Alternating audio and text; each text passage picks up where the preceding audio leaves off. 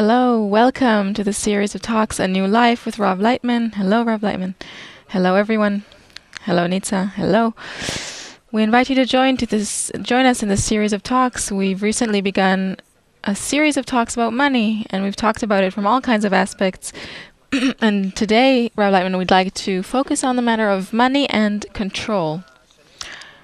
We've been seeing in the past few years that the earth on which we walk is being shaken up. Shaken up, it's shaking. Yes, shaking. There are constant changes, and it's possible, without being very clever, to analyze things and see that everything is based on money and control. Well, you can see that there are those who have, well, hundreds of years ago, those that had tons of money, and although other people had nothing. And you see that also today, and you see all the crises, and you see how people who have control today are losing it. So it's not that somebody who's losing control deserves losing it. The ricochets that you get from his loss, they reach my own bank account. And then I don't have what to use to buy food in the supermarket. There are all these processes that are happening, and so many of them are based finally on money and control. So why did I say that the earth is shaking? Because the whole perception, the order, the statuses, everything was clear. There's the rich, there's the poor, there's middle class. Everybody knows where they belong and what they need to do. Everything was pretty clear until about 10 years ago. And suddenly, with every year that passes and every month and week, everything is changing and moves. I remember when I was studying at university that the most important thing for an organization today is to be able to be dynamic and to react to changes in the environment. But this was a long time ago. It's been many years since then, and today nothing is stable. Everything changes all the time. A person can't fall asleep at night. It's not just philosophical. A person is not falling asleep at night. Everything is so pressureful and uncertain. What does this mean for a person? So this subject of money and control is very important for us, and we would like to receive from you a few more insights today, because you've been talking about this new force, this new resource that's about to be added to our life in human society that has the ability to create new processes, this power of cooperation between people. We spoke about it as an actual coin that can create a new financial system. So we'd like for you to analyze for us what's happening. Why is the money and the control losing its stability? And what's going to happen in the future? And what do we need to prepare? How do we need to prepare to reach this new vision? We are truly transiting into a completely new state. And this entire process that humanity has gone through, we were pushed to change from the smaller states to the greater states, from the smaller ego to the greater ego, through the technological development of industry and trade. We also changed the essence of society for this sake, from slavery to more modern systems of capitalism and so on. We've created a society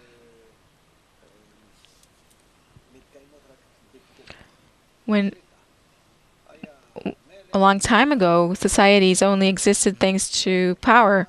There was a king, he had an army, and he controlled the people, and that's it.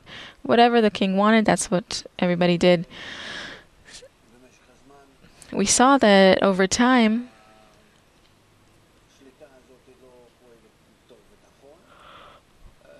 this form of control does not operate well, so we moved to a different kind of control of the parliament and the president and so on. But still, control was from above downwards. And recently, well, it always existed, but it was more hidden and reduced. There was always this control of money. whoever was powerful was in control, and whoever was rich was able to defend himself, say in the Middle Ages and before that. And afterwards, with capitalism,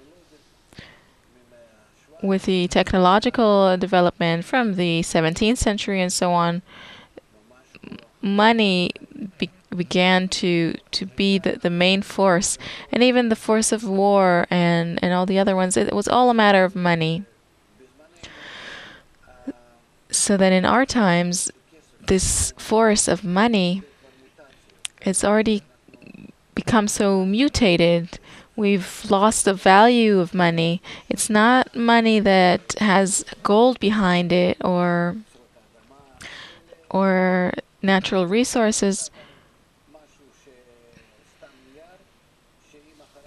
It's become just a piece of paper that if it doesn't have some actual guarantee behind it, it's worth nothing. And now we discover it in this way. And the world, which was built in a pyramid form that was very clear and stable, that everything was organized from below, from upwards to downwards, through money. An army would strengthen this force, and wars took place for the sake of money and material assets and control, which also is translated into money finally. And if they did the open war, then there was always the calculation beforehand. Is it worthwhile financially? How much does every soldier cost? How much might we lose? We would make these sort of calculations to decide whether to go out to war or not. And these days, this force is ceasing to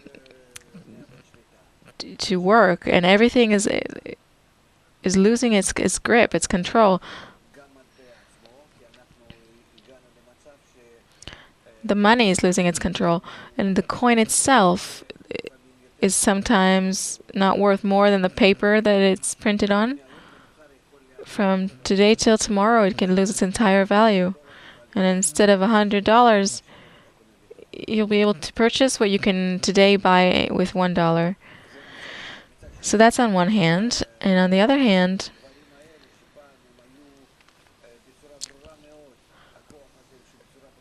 these things that were once very clearly accumulating in the developed countries of America and North America and Europe, within 20 years has passed to Asia and to all kinds of countries that you'd never hear about or see. Nothing. Suddenly they are becoming a great force because they manufacture so many things. They're also a big market. And it turns out that those same developed countries, Europe and America, are becoming secondary in comparison to Asia. These forces, these markets have become stronger than Europe and America. We see that this force of money that we thought we could rule the world through,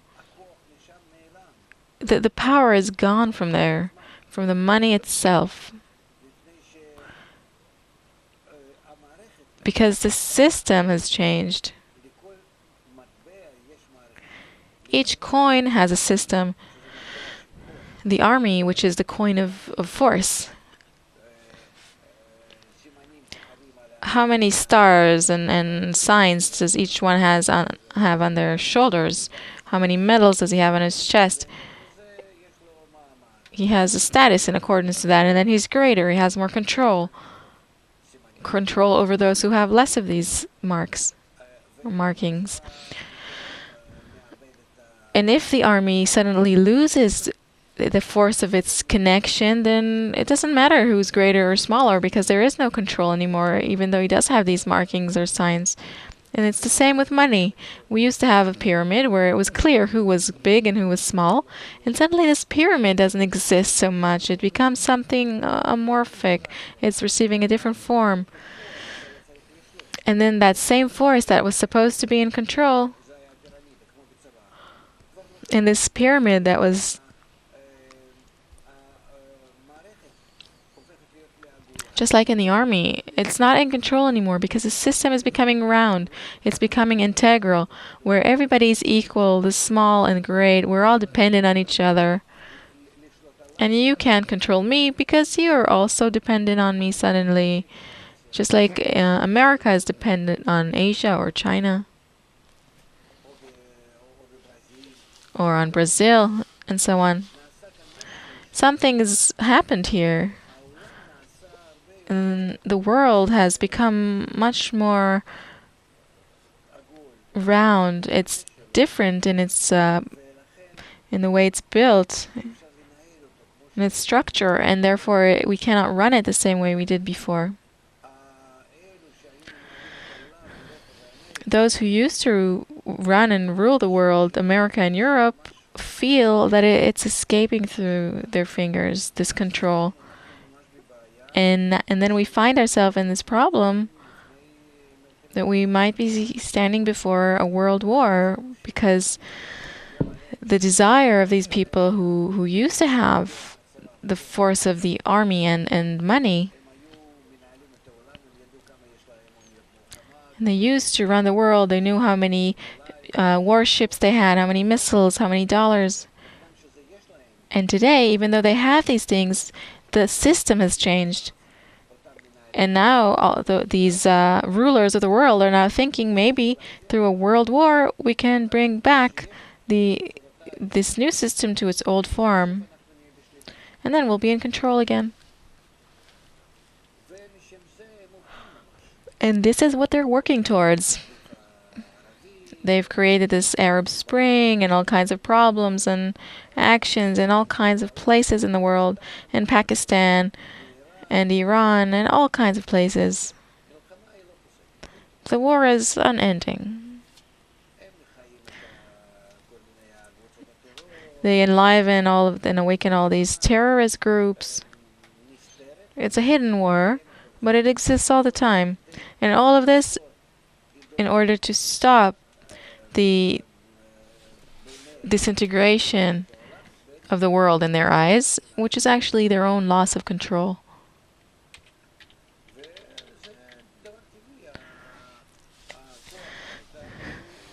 And this is a natural thing. The force of control always wants to gain his strength again and is afraid to lose it. And he doesn't see it as... he doesn't see before him some other action. He cannot fit himself to this new world because it's round. And the center of the pyramid is in the center of this circle. And the more that you are in a good and mutual interaction with everyone, the more you are in control.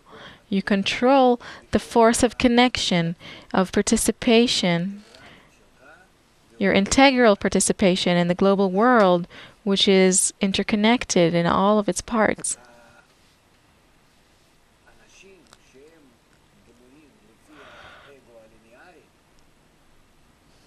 Those who are constructed according to the linear ego cannot yet transfer or transit into this new management.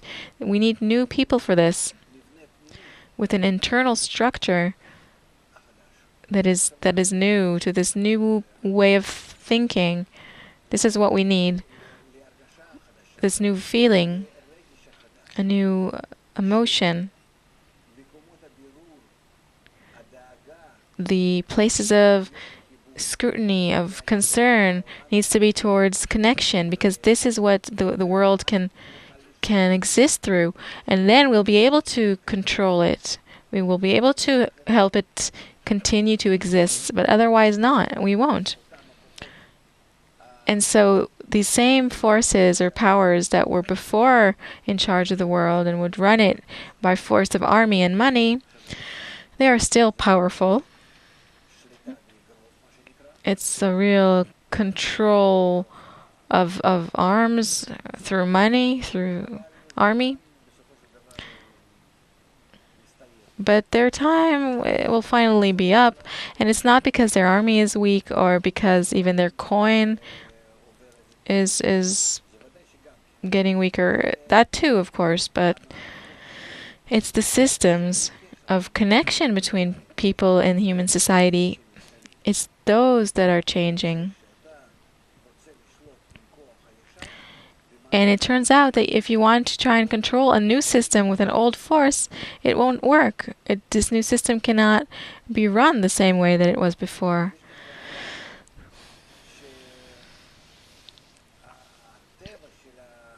So then there's a problem here that the nature of human society is changing.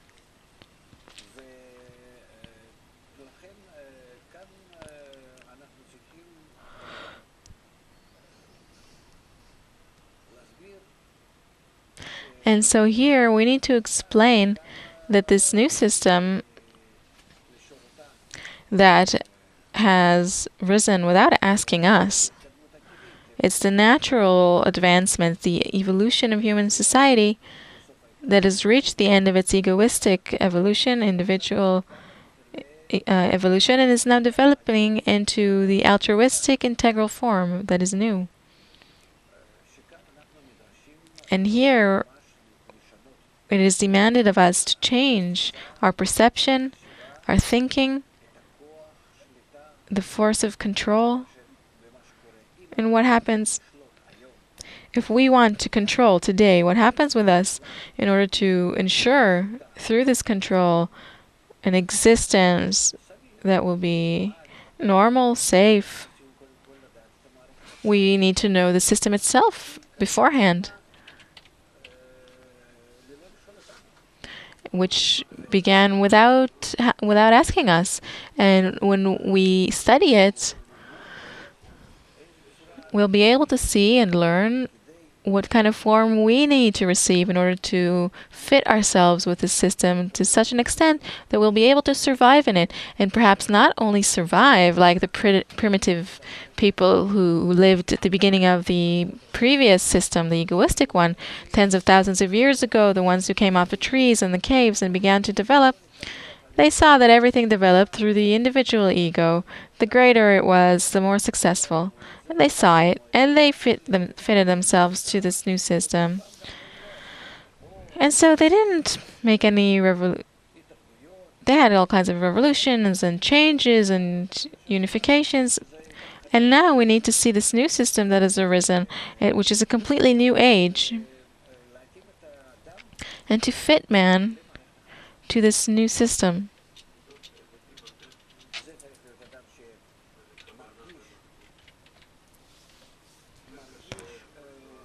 It needs to be somebody who feels the power of connection instead of personal power.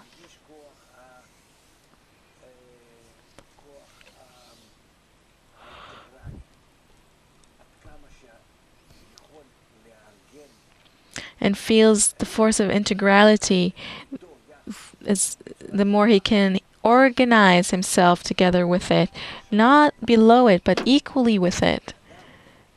The more he can do that with more and more people, and to build between them a mutual system of mutual guarantee, of mutual connection, of mutual responsibility between all people, even around the world.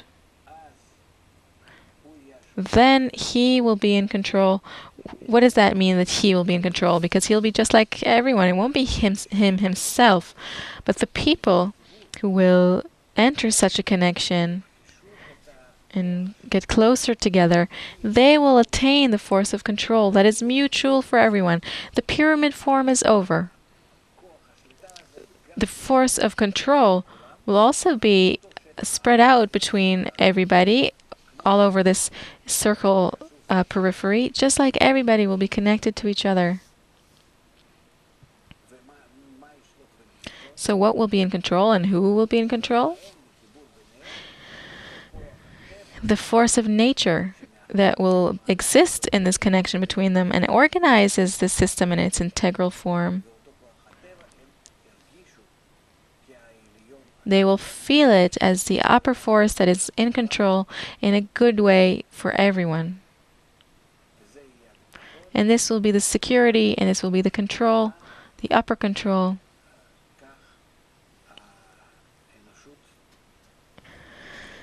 And thus humanity will proceed towards this.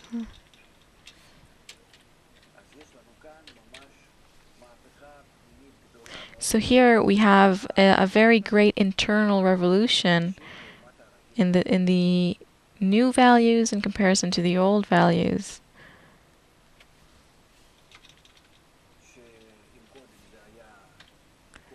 If before we would see the power of the fist and the coin,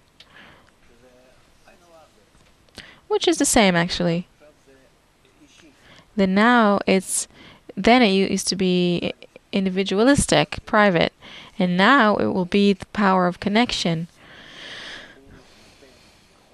which will give the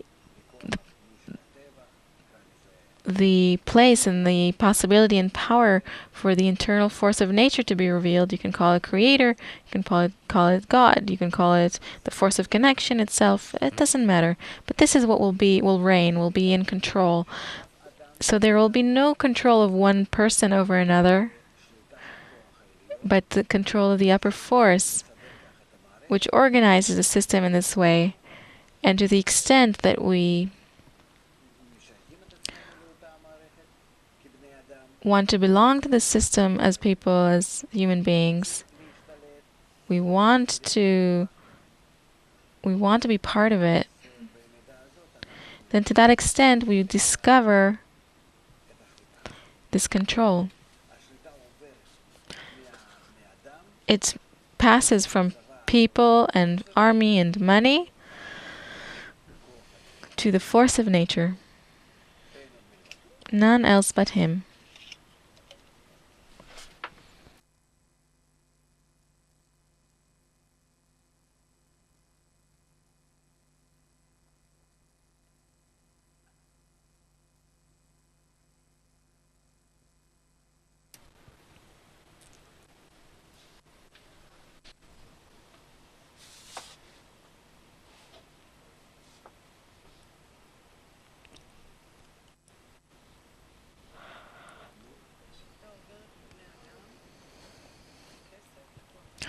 Control is moving from people and money to the force of nature.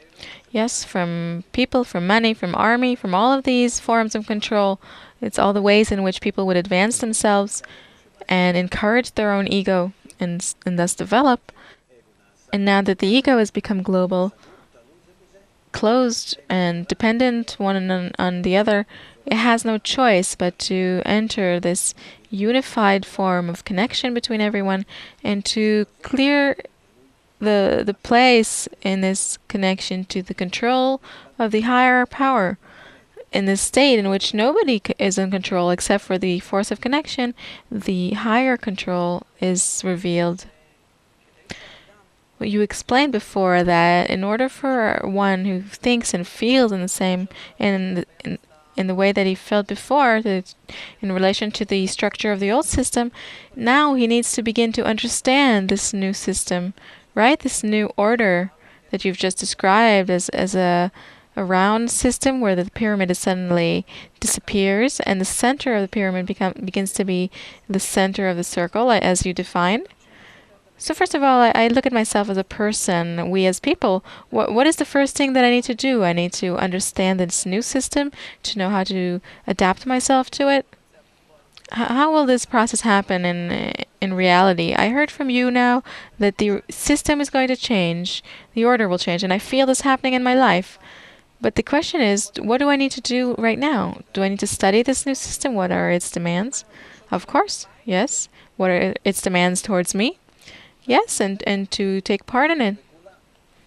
And everybody, from the greatest to the smallest today, from the richest to the poorest, from the strongest to the weak. Because if it's round, then we're all part of it.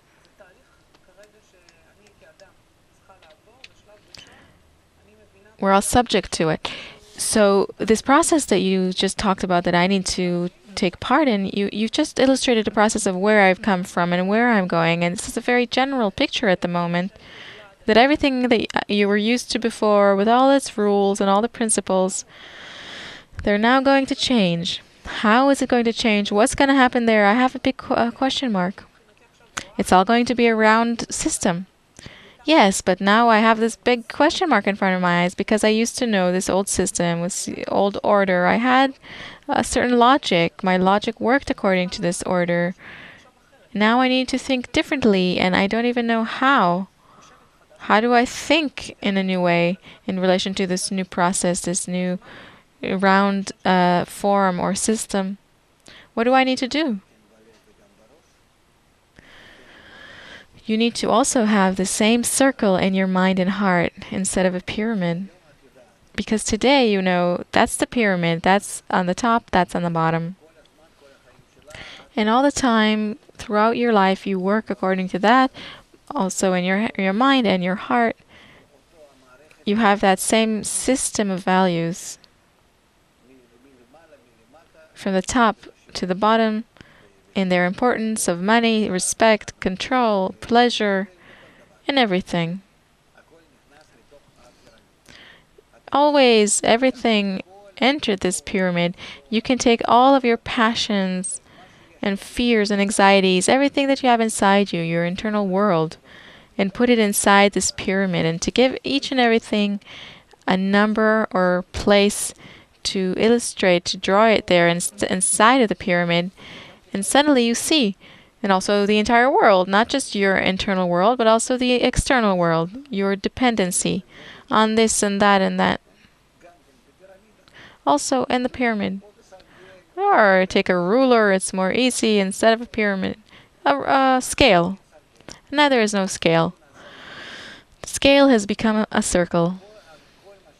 And everything inside it, all the values, everything,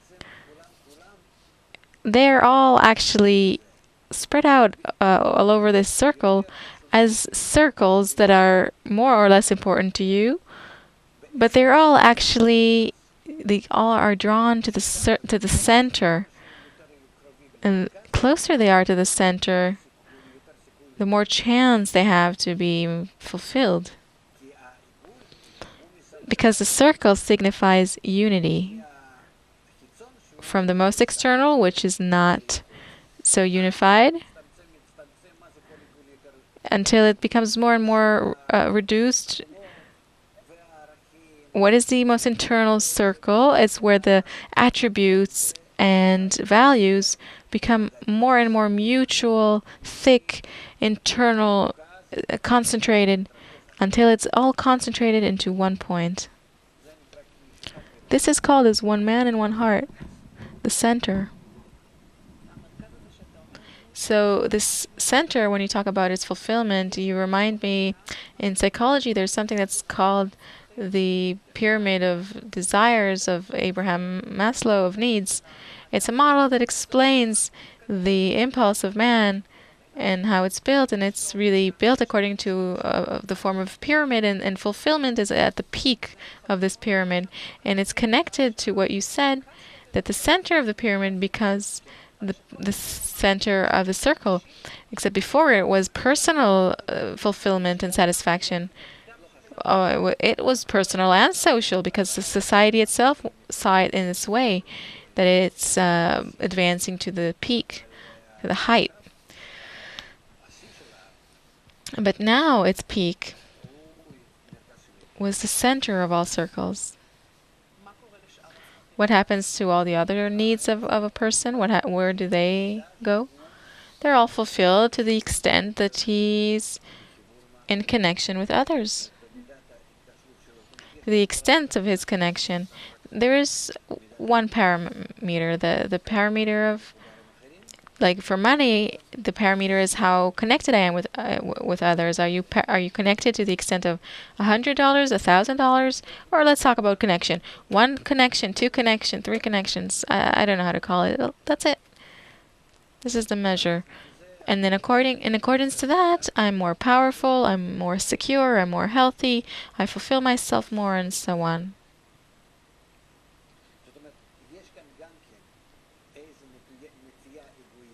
So there's also a kind of egoistic inclination here, because it's all based on the previous ego, but this previous ego is run in order to bring us to connection.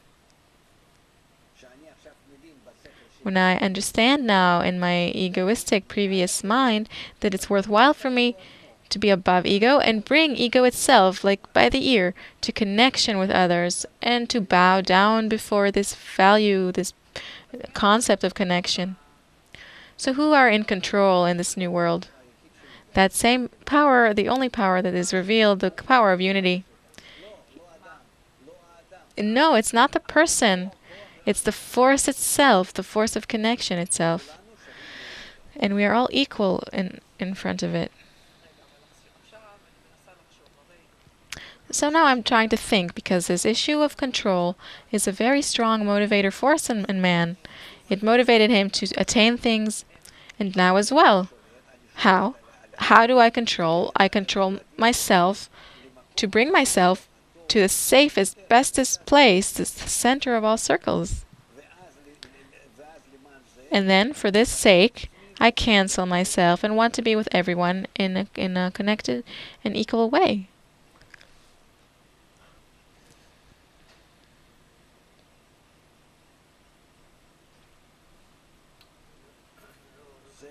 I didn't grasp here.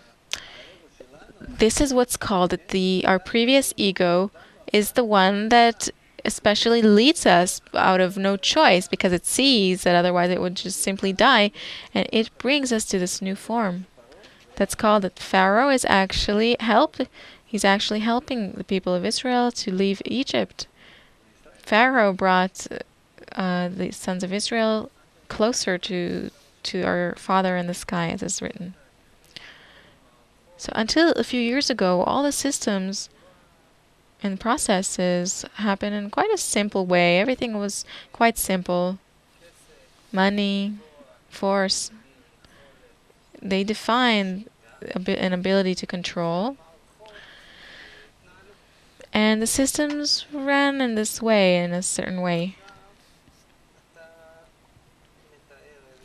Now you're describing a kind of transition to a new model in the form of symbols, and you're saying that instead of a pyramid, we have a circle. How do things take place? How are processes defined? How do they happen? How do you function? What do you mean it's a circle? I mean, the problem today, both for a private person and also the entire public and different sectors and countries, the entire world actually, it's a lack of understanding what's happening here and where we're heading. So now that you're talking, I have this feeling that this new model that you're saying is going and is becoming from a pyramid to a circle is actually strengthening the chaos, the confusion. Before we had something that worked in a certain way, it operated, but now everything, also according to our nature, it happened. Right, everything was clear, the processes happened, they were better or worse, but you improved them.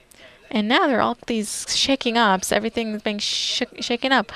And now you're telling us in secret, when I look forward, I see that at the end of this process, a new form of functioning will take place, which you describe as a circle where everybody's equal and all that kind of stuff. So it seems like it's the maximum chaos as possible. If you look at it with today's values, then you're right. But what it seems like the maximum chaos, this circle, maximum. Wait a minute, but you're not taking into consideration the change that will happen in man that needs to take place. Nature, though, is leading us to this integral system, to this round circle system, to interdependency, and whether you want to or not, this is the way our systems are beginning to work. You, for now, with this previous system, want to control this emerging system, the integral one, and it's not working out for you. It's very hard. You don't know here or there. Maybe you can enliven things a little bit here and there, but truly it's not working. And so we see a great confusion in all over a person's life, in man's life. And here we need to separate. And our psychologists here can explain to you that there are facts that we discover in a person, and there's what he thinks and what he wants. There's nature, and there's one who needs to cope with his nature. It's two things, and it's the same with human society. A system that does not depend on us as being revealed. It's revealed through evolution of human society. It's becoming integral, and we see it. There's nothing you can do.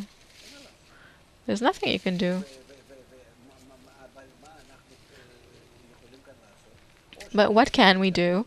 Either we advance through blows and hardships, as we know, without awareness, or we can check and see what is going on with us. Why are we...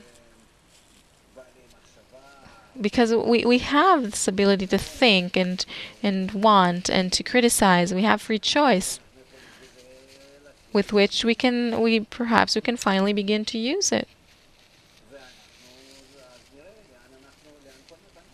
And then we'll see where we're heading, because nature is blind. It can lead us to extinction. The entire species, human species. We've had such periods in nature where entire life forms disappeared.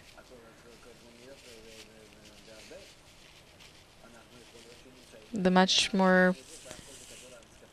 Perhaps we're heading towards that. This is a small Earth. It's a small galaxy.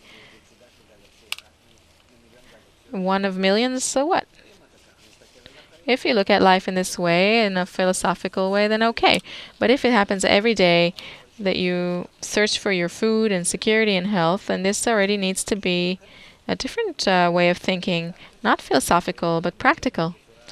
And if we speak about how we will defend ourselves from these changes, then here is the question. Can you go against nature? Then they say today, when we look at politicians, that they want to go against nature. They're saying, we will throw away human society. We will toss human society through this world war 50 years backwards, and we'll go back to our old way of controlling things. Everything will be clear. I'm strong, you're weak. I'm rich, you're poor. And everything will work out according to the scale, according to the pyramid. And this is possible to do through great suffering, very great. Where through war, we can destroy that connection that is now being built in human society in a natural way. The round connection, integral connection. By breaking it, by going to war and blowing it up. Maybe 1 billion people will be left out of the 8 billion. And that's it. And we'll see what happens. Because if we lose control, this is the last thing that we shouldn't lose control.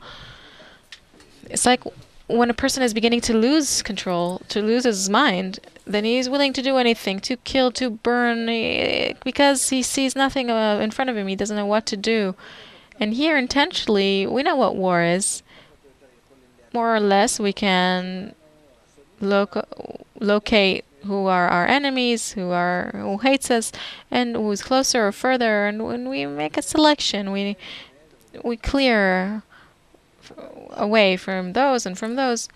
But again, the more internal and deep intention is not to allow the integral global system to appear right now. It's if they want to stop natural development.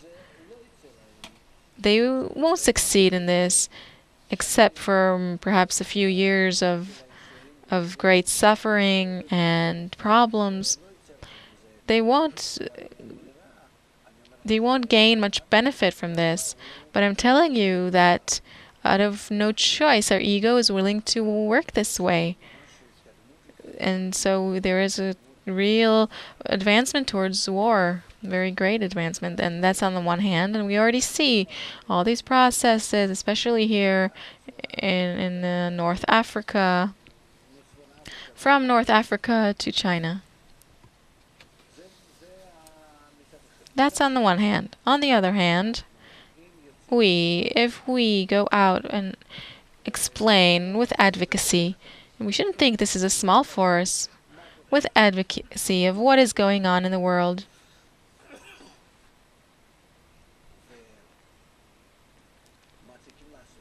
And what we need to do in such a situation, we can explain to human beings, to the widest circles. Today we have all the means for this, to explain to everyone what are we standing before. That this is actually the call of nature.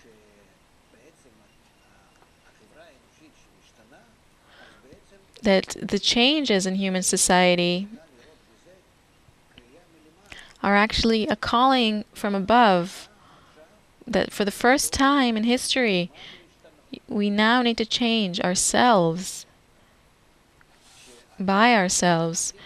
That one needs to adapt himself to this social model that is now being revealed. And there is no choice.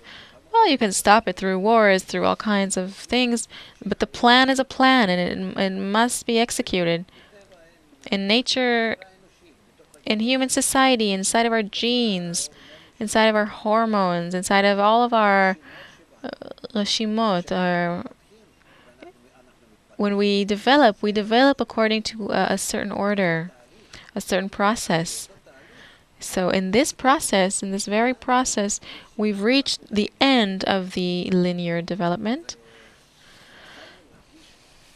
And we've begun to feel that we must enter a new development, and still we are not in it. We don't want it.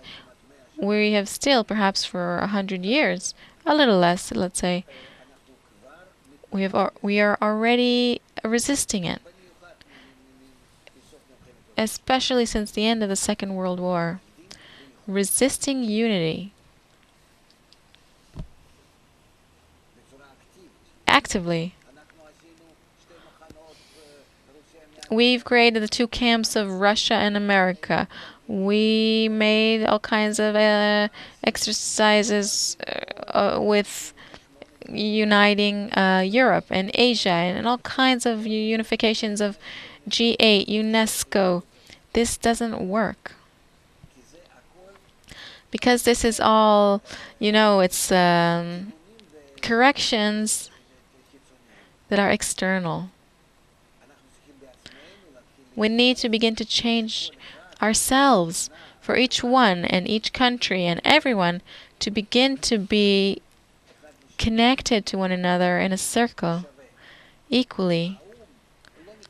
The United Nations is not illustrating this circle for us, even though it needed to be the first to be in a circle. UNESCO is not formed as a circle. There are all kinds of problems. There are all kinds of unities like this, but none of them are built as a circle. Inside them, they are all built as a pyramid, even though they present themselves as circles. The United Nations itself, who is in control there? It's clear who is in control. How many countries? A few countries push their own egoistic purposes there. So then we've tried to. We see that the world is becoming more and more round, that it demands from us more and more participation on the one hand, but on the other hand, then we were heading towards it, but then we immediately turn it into a pyramid form, this system, immediately. And also in governments, let's make a parliament where everybody will sit together in a circle, and immediately it begins to be a fight. You understand? So it won't help. There's the problem here of education of man. It's the first time in history that we cannot artificially or externally make any changes in human society, but these changes need to be from the inside out.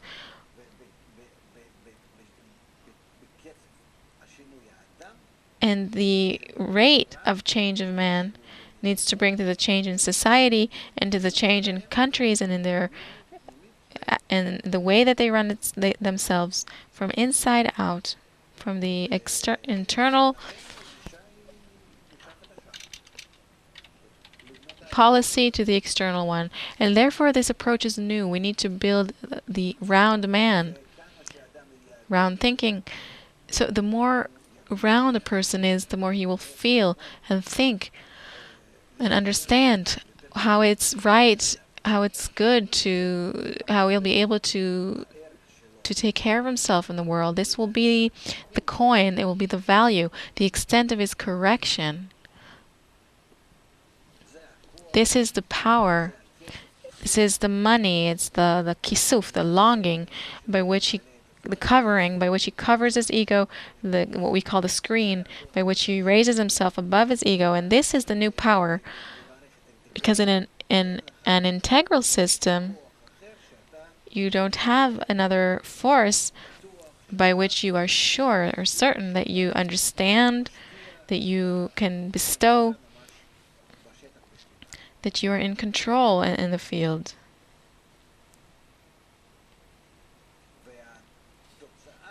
And the result of what you buy, thanks to this new money towards for this connection, is the consciousness, the awareness, the revelation of the system, knowledge, a general feeling of security. It all comes to you to the extent that you're integrated in the system.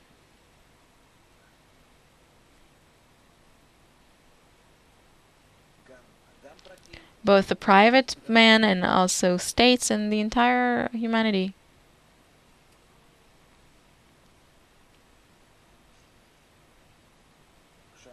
Now, if we ever talk about the manifestation of these things, then here there are a few ways to look at it. There are things here that there are a few sides to it. There are things that are not completely clear. How to fulfill these things, at what rate, in what form, how to approach them. We'll talk about it. Maybe we'll be able to clarify and understand it a little more. But there is no doubt that this is where we're heading and advancing towards, and there's a relative support for this from different wise people of the world. You've mentioned this concept of the wise people of the world, and this brings up a question for me. The process that you describe, either I did not understand you correctly, and then please correct me, but you're describing a process or state in which the wise people are in control. Because if until now the money, the formula was simple: money equals power equals status equal, and that defines the order and control and the processes and everything. You have money, or the state has money, you're on the top. You have less, I'm below you, and you're in control, and so on. Now, when you were talking, and suddenly I had this feeling that you said that this new man is a round man, but when you described his abilities, it sounded to me that this is a person that is very wise. Now this was a little pressureful to me, because once again, he's wise because he feels everybody. He feels the system. He's not wise because he has a special mind that he was born wise. This is completely not the same intelligence or wisdom. That is what you're talking about, is the wisdom that he has from the ego. And I'm talking about wisdom that he receives because he wants to be integrated and connected to the system. And by that he attains the feeling of his connection to the system. And that's where his wisdom comes from.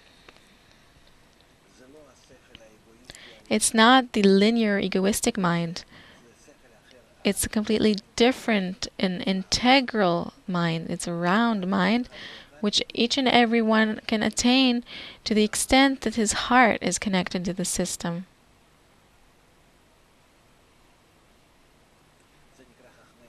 This is called the wise of heart, these people. Not external wisdom, but wisdom of the heart. What comes before what? Because we're used to, in our old linear way, to first study about something and understand it, and then to adapt ourselves. But according to what you're explaining, it seems the opposite now. It's like I need to feel first, and then I begin to receive its mind. Right, because first you need to connect to the new system, and then you begin to feel it, and then you begin to understand it. So there is no chance for me to understand its order. Can you understand what it means to be a mother if you're not a mother? No. Good. What's there to talk about? It's the same.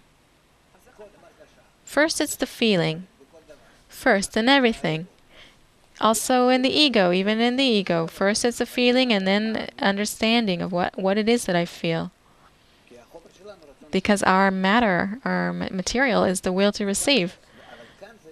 But here, it's very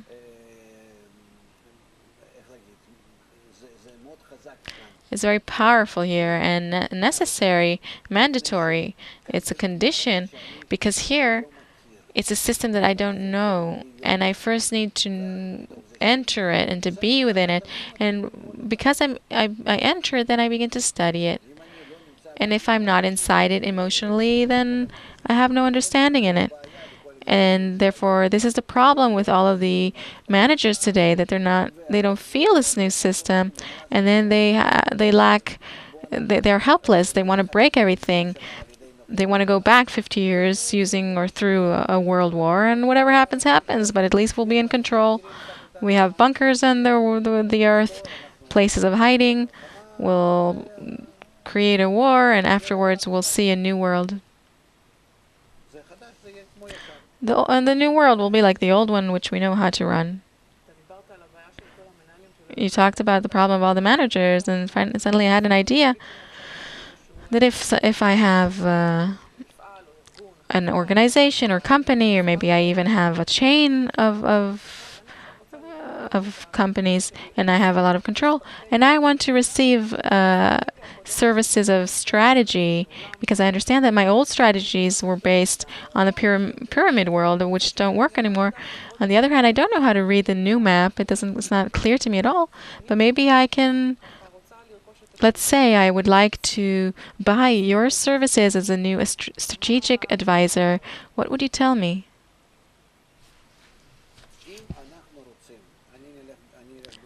I will go from the other side. If we want for the world to advance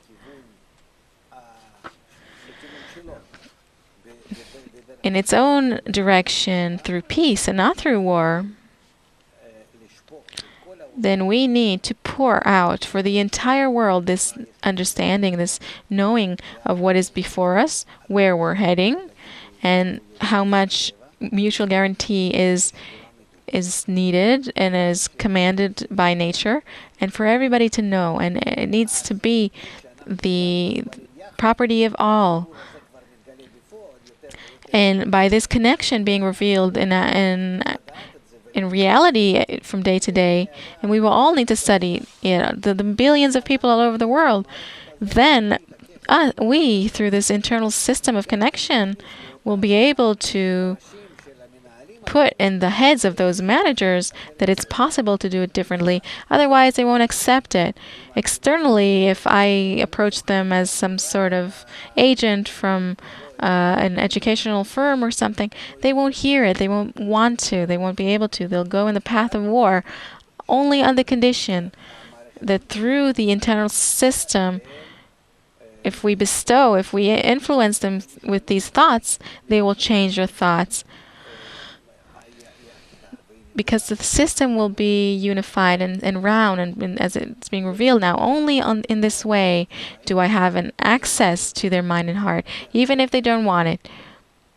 It's through me beginning to teach all of humanity, and not in an external way. In an external way, they won't be able to hear it. I have proof for it, many proof, much proof.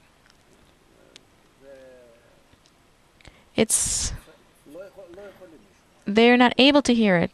They can't. I spoke with, and other people spoke with a lot of these people. It won't help. They can't feel that they can manage the world through this. They don't feel that they can advance through it. They don't feel that they attain anything through it. What about my money and control? Each of them asks, and they don't understand that the old money and power have no value, and now this new money and control have value. He's not able to digest it. He doesn't see any value in these new forms of money and control.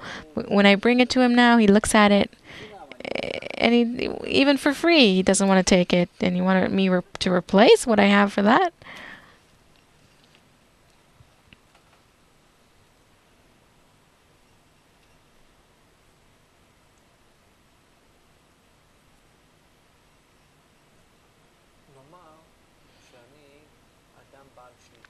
Let's say that I'm a man of means of control, one of the greatest ones. And let's say that I find myself in hardships, and this is also something that's not rare these days. I feel a loss of control. The map that I had, by which I used to read reality and run it, it does not explain to me what's going on. Yes. Let's say you come to me. Yes. Yes, I meet you. I heard that you're a wise man. You have your own kind of map. You have a vision. You have a picture of what's going to happen. What do I offer you? Yes, what do you offer me? I am on the verge of collapse of the empire that I have built with my own hands throughout my life. I illustrate to you a picture. What is the new world? Where all that is left from all of industry and trade, only what is completely necessary for man's existence remains. What do you have left from your factories and ships and companies and everything? What do you own that is completely necessary? What do you have? Continue to run those well, even egoistically, and begin to get rid of all the rest. All the rest that belong to the surplus, to the excess, because they truly deserve to collapse. First of all, do that. This is a first act of healing of your internal or private economy. This is the first thing. Second, begin to educate inside your factories and firms with the integral education to all the workers and all the managers every day during the work hours. This is mandatory. This is a must. By that, you begin to have new blood flow in your factories, in your business. After you've done this for a certain amount of time, and people are ready, more or less, begin to unify or to equalize income, salaries, bring him to a level that is not so differential as it was before. Don't have a salary that is 50 times more than others, maybe 20 times, 15 times, 10 times, and so on. And begin to develop social connection. By that, it is certain that you will heal your business, you will help it recover, and then we'll talk further. Thank you very, very much, Rob Leitman. I hope you come to me with more advice. This was very nice. Thank you, Nitsa. Thank you to you. We will continue in our next talks. Until then, all the best and goodbye.